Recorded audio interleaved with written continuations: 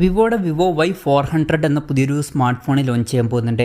ഈ ഒരു ഫോണിൻ്റെ ലോഞ്ച് ഡേറ്റ് ഇപ്പോൾ കൺഫേം ആയിട്ടുണ്ട്. പിന്നെ ഫീച്ചേഴ്സിനെ പറ്റിയിട്ടുള്ള പല കാര്യങ്ങളും അറിയാനും കഴിഞ്ഞിട്ടുണ്ട്. എന്തായാലും ഈ ഒരു വീഡിയോയിൽ നമ്മൾ നോക്കാൻ പോകുന്നത് വിവോ Y400 എന്നുള്ള സ്മാർട്ട് ഫോണിനെ പറ്റിയിട്ടാണ്.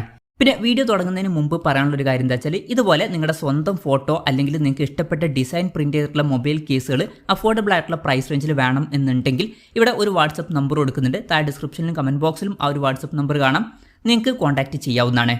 അപ്പം നമ്മൾ ആദ്യം ഫീച്ചേഴ്സും കാര്യങ്ങളൊക്കെ നോക്കുകയാണെന്നുണ്ടെങ്കിൽ വിവോ Y400 6.6 ഇഞ്ചിൻ്റെ ഫുൾ HD പ്ലസ് ഡിസ്പ്ലേ ആയിരിക്കും വരിക. AMOLED ഡിസ്പ്ലേ ഇതിൽ വരും. ഫ്ലാറ്റ് ആയിട്ടുള്ള ഡിസ്പ്ലേ ആയിരിക്കും വരിക. പഞ്ചോൾ ഡിസൈൻ വരുന്നതായിരിക്കും. പഞ്ചോൾ വരിക ടോപ്പ് സെൻറ്റർ ഭാഗത്തായിട്ടായിരിക്കും. 120 ഹെർട്സിൻ്റെ റിഫ്രഷ് റേറ്റ് ഒക്കെ ഇതിൽ സപ്പോർട്ട് ചെയ്യും.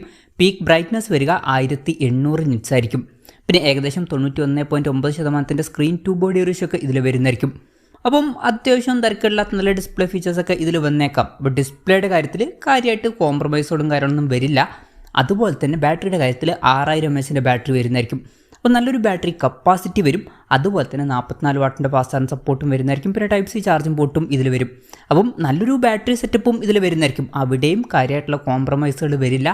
പിന്നെ ഇത്രയും ബാറ്ററി കപ്പാസിറ്റി ഉണ്ടെങ്കിലും വെയിറ്റ് 196 ഗ്രാം മാത്രമായിരിക്കും വരിക. തിക്നെസ് വരിക 7.9 mm ആയിരിക്കും. പിന്നെ IP68 69 റേറ്റിംഗ് ഒക്കെ സപ്പോർട്ട് ചെയ്യുന്നതായിരിക്കും. അപ്പം മികച്ചൊരു IP റേറ്റിംഗ് ഇതിൽ വരുന്നതായിരിക്കും.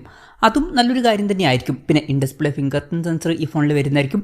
ഈ ഒരു ഫോണിൻ്റെ പർപ്പിൾ ടു ലൈറ്റ് അതുപോലെ തന്നെ ട്രോപ്പിക്കൽ ഗ്രീൻ എന്നീ കളർ വേരിയൻസ് ആയിരിക്കും ലോഞ്ച് ചെയ്യുക. പിന്നെ Android 15 ബേസ് ആയിട്ടുള്ള ഫോൺ ടച്ച് OS സോഫ്റ്റ്വെയർ ആയിരിക്കും ഇതിൽ വരിക. ക്യാമറയുടെ കാര്യം പറയുകയാണെന്നുണ്ടെങ്കിൽ ഫോണിൻ്റെ പിന്നിൽ ഡ്യുവൽ ക്യാമറ സെറ്റപ്പ് ആയിരിക്കും വരിക. 50 മെഗാ മെയിൻ ക്യാമറ സെൻസർ ആയിരിക്കും ഇതിൽ വരിക. ഇത് സോണി IMX852ൻ്റെ സെൻസർ ആയിരിക്കും. പിന്നെ രണ്ടാമത് 2 മെഗാ ഒരു ഡെപ്ത് സെൻസർ ആയിരിക്കും വരിക. അപ്പം ഇതിൽ അൾട്രാ വൈഡ് ആംഗിൾ ലെൻസ് ഒന്നും വരാൻ ചാൻസ് ഇല്ല. അപ്പം അവിടെ ഒരു കോംപ്രമൈസ് വരാൻ സാധ്യതയുണ്ട്. പിന്നെ സെൽഫി ക്യാമറയെ പറ്റിയിട്ടുള്ള കാര്യങ്ങളൊന്നും ഇപ്പം പറയാൻ കഴിഞ്ഞിട്ടില്ല. എന്നാലും ഒരു 16 മെഗാ സെൽഫി ക്യാമറ ഒക്കെ ഇതിൽ നമുക്ക് എക്സ്പെക്റ്റ് ചെയ്യാവുന്നതാണ്. പിന്നെ ഇതിൽ ഒരു കോംപ്രമൈസ് ആയിട്ട് വരാൻ സാധ്യതയുള്ളൊരു കാര്യം എന്ന് പറയുന്നത് ഇതിൻ്റെ പ്രോസസ്സറായിരിക്കും. സ്നാപ്ഡ്രാഗൺ 685 എന്നുള്ള പ്രോസസ്സറുമായിട്ടായിരിക്കും ഈ ഒരു സ്മാർട്ട് ഫോൺ വരിക. ഇപ്പം ഈ ഒരു പ്രോസസ്സർ എന്ന് പറയുന്നത് ബേസിക് ആയിട്ടുള്ള ഒരു 4G പ്രോസസ്സറാണ്.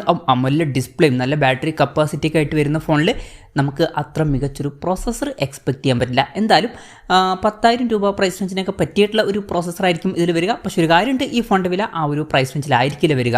അതിലും കൂടിയൊരു പ്രൈസ് റേഞ്ചിലൊക്കെ തന്നെയായിരിക്കും ഇത് വരിക. പിന്നെ 5G സപ്പോർട്ട് ഉണ്ടാവില്ല, മാക്സിമം 4G സപ്പോർട്ടായിരിക്കും ഇതിൽ വരിക. അപ്പം ഇതൊക്കെയാണ് ഫീച്ചേഴ്സിനെ പറ്റി പറയാനുള്ള കാര്യങ്ങൾ. ഇനി ലോഞ്ച് ഡേറ്റിൻ്റെ കാര്യം പറയുകയാണെന്നുണ്ടെങ്കിൽ August 4 ഈ സ്മാർട്ട് ഫോൺ ലോഞ്ച് ചെയ്യാൻ പോകുന്നത്. പക്ഷേ ആ ഒരു ദിവസം ഇന്ത്യൻ മാർക്കറ്റിലല്ല ഈ ഫോൺ ലോഞ്ച് ചെയ്യാൻ പോകുന്നത്. ആ ഒരു ദിവസം ഇന്തോനേഷ്യയിലായിരിക്കും ഈ ഒരു സ്മാർട്ട് ഫോൺ ലോഞ്ച് ചെയ്യുക. ഇനി ഇന്ത്യയിൽ ലോഞ്ച് ചെയ്യുമെന്ന് വെച്ചാൽ ചിലപ്പം ലോഞ്ച് ചെയ്തേക്കാം, പക്ഷെ അതിനെ പറ്റിയിട്ടുള്ള ന്യൂസുകളൊന്നും ഇപ്പം പുറത്ത് വന്നിട്ടില്ല. പിന്നെ ഇന്ത്യയിൽ ഇതിൻ്റെ ഒരു 5G വെർഷൻ ലോഞ്ച് ചെയ്യാൻ പോകുന്നുണ്ട്. ഇപ്പം അതിൽ സ്നാപ്ഡ്രാഗൺ 4 Gen 2 എന്ന പ്രോസസ്സറൊക്കെ വരുന്നതായിരിക്കും. അതുപോലെ തന്നെ 90 വാട്ടിൻ്റെ ഫാസ്റ്റ് ചാർജിങ് സപ്പോർട്ടൊക്കെ വരും.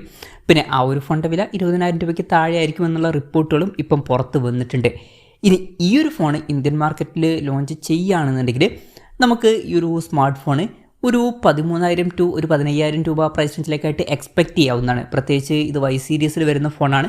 Y സീരീസിൽ വരുന്ന ഫോൺ എന്ന് പറയുന്നത് ഓഫ്ലൈൻ സീരീസിൽ വരുന്ന ഫോണായിരിക്കും. അതുകൊണ്ട് തന്നെ വളരെ മികച്ചൊരു പ്രൈസിങ് എക്സ്പെക്റ്റ് ചെയ്യാൻ പറ്റില്ല. കുറച്ചൊക്കെ വില കൂടുതൽ തന്നെ ആയിരിക്കും.